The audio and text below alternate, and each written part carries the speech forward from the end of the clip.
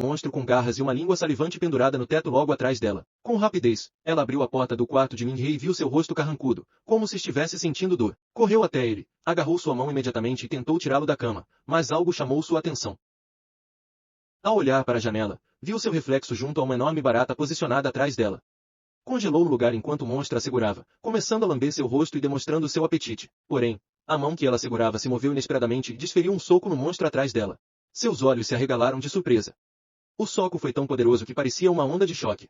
Min-hye, agora sentado em sua cama, lançou um olhar mortal enquanto uma névoa semelhante a uma aura envolvia seus punhos. Sob o céu noturno cintilante, do lado de fora do prédio do hospital, um enxame de baratas monstro rastejava pelas paredes. De repente, uma parte do andar superior explodiu, como se algo tivesse sido lançado de dentro. No interior, abriu-se um buraco nas 3 camadas de parede, permitindo que o céu noturno fosse visto de dentro. Min-hye estava posicionado de frente para a parede, com o punho cerrado.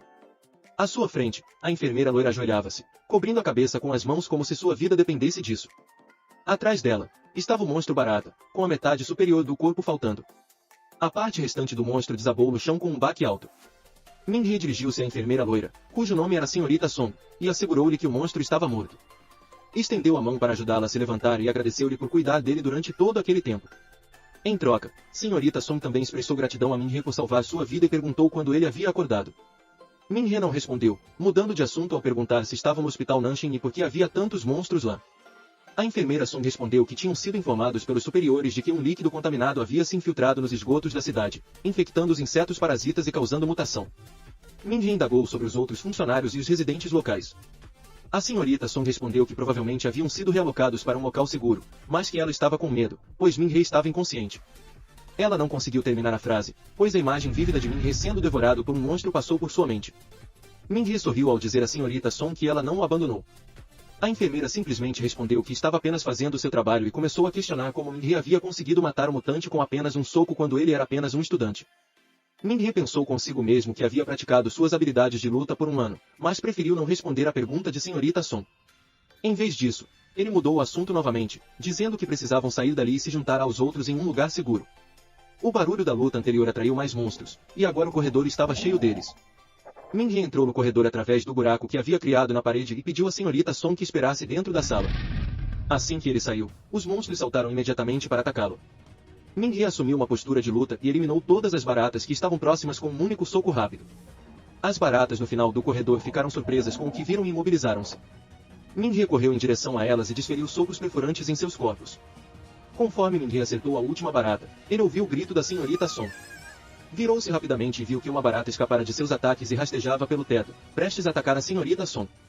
Seus olhos se fixaram em um frasco de ácido sulfúrico em um carrinho médico. Min-hye correu até ele, pegou-o e quebrou-o com as mãos. Em vez de o líquido cair no chão, ele se concentrou em seus punhos. Senhorita Song fechou os olhos e cobriu a cabeça, como se estivesse resignada a ser atacada. Foi quando Min-hye desferiu um soco na barata, usando o movimento que ele chamou de punho ácido. Senhorita Song abriu os olhos, agora cheios de lágrimas, e viu o monstro que deveria tê-la devorado derretendo diante dela. Min-hye observou sua mão brilhante, lembrando-se das inúmeras vezes em que praticou o movimento em sua mente. Seus punhos agora emanavam um brilho verde. Impressionada, senhorita Song exclamou e perguntou se seu poder estava relacionado a socos. Min-hye mais uma vez não respondeu à pergunta e apenas mencionou humildemente que ainda era um estudante, reprovado no exame do ano passado. O sorriso de Min-hye se transformou em tristeza ao recordar a memória embaraçosa de ter sido classificado como pau branco durante o exame. Senhorita Song retrucou, dizendo que os professores deviam estar cegos, pois seus poderes não poderiam ser comparados aos de alguns super-humanos de alto nível. O sorriso de Min-hye ficou triste ao lembrar do incidente do exame no ano anterior. Min-hye perguntou à senhorita Song sobre a natureza daquele fluido e como as baratas se tornaram tão assustadoras. A senhorita Song simplesmente respondeu que não eram apenas as baratas que estavam nos esgotos da cidade. Min-hye concordou e perguntou se havia mais ácido sulfúrico disponível, pois se mostrou bastante útil. Enquanto isso, em uma estrada de montanha onde os esgotos desembocavam em um rio, um ônibus atravessava uma ponte. Abaixo dela, uma sombra gigantesca movia-se, com olhos enormes brilhantes. À medida que o ônibus cruzava a ponte, o concreto à frente explodia, escombros voavam por todos os lados. Os passageiros, incluindo o motorista, entraram em pânico ao testemunhar a horda de monstros baratas subindo em direção a eles. O Dr. Zhao, que estava dentro do ônibus, gritava ao telefone pedindo ajuda, informando que muitos organismos mutantes haviam surgido na ponte de Nanshin e que precisavam da assistência de super-humanos. Uma barata havia atravessado uma janela e estava prestes a atacar uma senhora sentada ao seu lado, quando um estrondo alto ecoou. Um homem vestido como um cowboy apareceu no teto do ônibus, usando um distintivo de super-humano e segurando um rifle em cada mão. Fumaça saía das pistolas, indicando que ele havia disparado e matado a barata, que agora estava caída na janela do ônibus. Ele se apresentou como um super-humano com rank de alto nível, e tranquilizou os passageiros. Continuou disparando as pistolas repetidamente, gritando para os monstros morrerem. Ele afirmou que não importava quantos monstros viessem, pois seu superpoder era ter balas infinitas.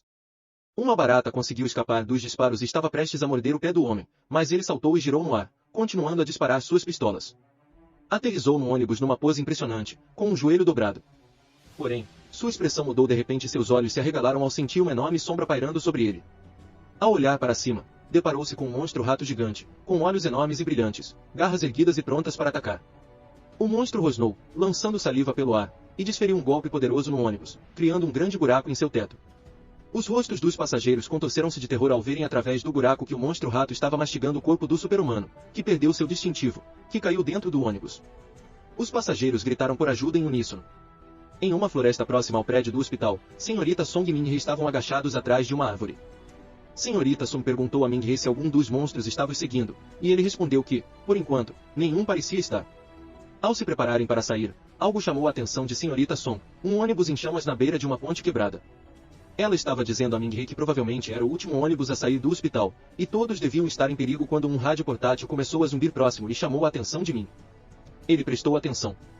A voz do outro lado da linha anunciou que um grande rato mutante havia aparecido na ponte de Nanche. O rank de alto nível Tungan havia perdido todos os sinais vitais, e nenhum super-humano registrado estava por perto. Min-hye pegou o rádio e perguntou à pessoa do outro lado da linha todas as informações sobre o rato gigante. A pessoa respondeu que o rato era fraco contra o fogo e perguntou a Min-hye se ele era um super-humano. Min-hye respondeu que era um estudante do ensino médio que havia sido reprovado no vestibular da escola de super-humanos. A voz do outro lado da linha entrou em pânico e avisou severamente Min-hye para não ser imprudente, pois o rato gigante era um monstro de nível avançado, tornando inúteis todas as teorias que ele aprendeu sobre ratos. A voz tentou convencer Min-hye a se apressar e procurar abrigo, alertando-o para não jogar sua vida fora. Min-hye não deu ouvidos aos avisos da voz e começou a caminhar em direção à ponte. Se você gostou do vídeo, se inscreva e comenta para a parte 2.